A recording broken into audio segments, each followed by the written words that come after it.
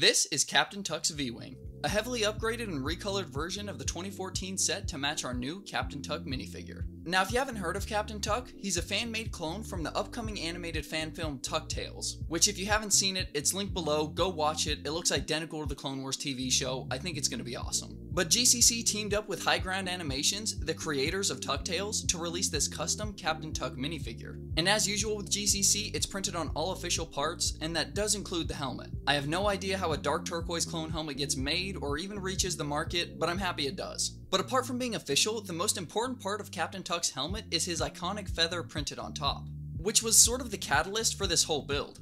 The rest of him is great too. High Ground Animations did a great job creating Tukk, and GCC translated it well onto the figure. He comes with a matching cama, as well as this Clone Army Customs visor, which I must admit, I do not like. They look incredibly accurate, but they also have a very odd or interesting fit.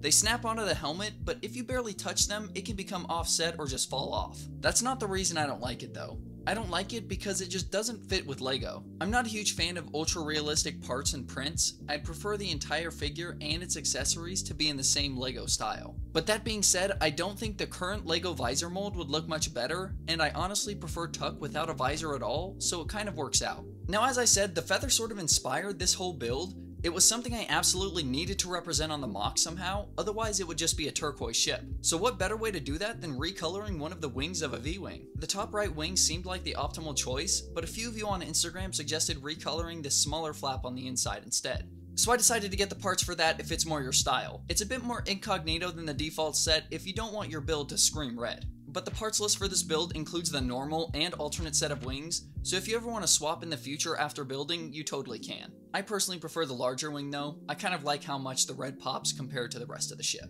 These wing assemblies no longer rotate like the original set because the wings themselves can fold back to move into their flight or landed position. And the V-Wing canonically seems to have a few different landing positions, with this very interesting one from Battlefront 2, then this simpler version that I chose from the Bad Batch. But I also made two other landing positions that aren't as particular with lining up the wings. This first one, you just slam the top wing all the way back, that way you only have to line up the bottom one parallel to the top. Then this second one, which seems more like a storage position, with all the wings folded in without going back. These assemblies also house the dual laser cannons on either side of the ship, along with an extra rear-facing cannon on top. The original set had an astromech up here, but since Tukk doesn't have one, I figured some extra firepower couldn't hurt. I originally had it on a swivel plate, but it swung around way too much in play, so I decided to make it fixed in place. I have it facing the rear, but it's really easy to flip around and make it face forward without impeding the opening of the cockpit.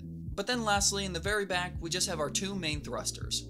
Onto the nose of the ship, this was probably the most difficult part of the build to design. I did what I could to achieve the sleek angles and minimize the gaps, but unfortunately there's still some obvious ones. But going into this, I knew there was going to be at least some gaps that I couldn't fill by the end, so I'm still really happy with what I was able to achieve. Then right in the middle of the build, we've got our cockpit, with a control panel at the front, then plenty of brown pieces to make up a comfortable pilot seat. And luckily GCC sold these misprinted Tukk legs standalone, so I can just leg swap my captain and never have to worry about taking off or creasing his camo when I put him in the ship. This was only my third all-digital mock, and I'm really happy with the outcome, but I definitely chose a bit too angular of a ship for my current skill level. But if you want to build one of these for yourself, I have full PDF building instructions plus a complete parts list for easy ordering of pieces available on my Patreon page. Let me know what you think of Tukk and his new starfighter down in the comments below.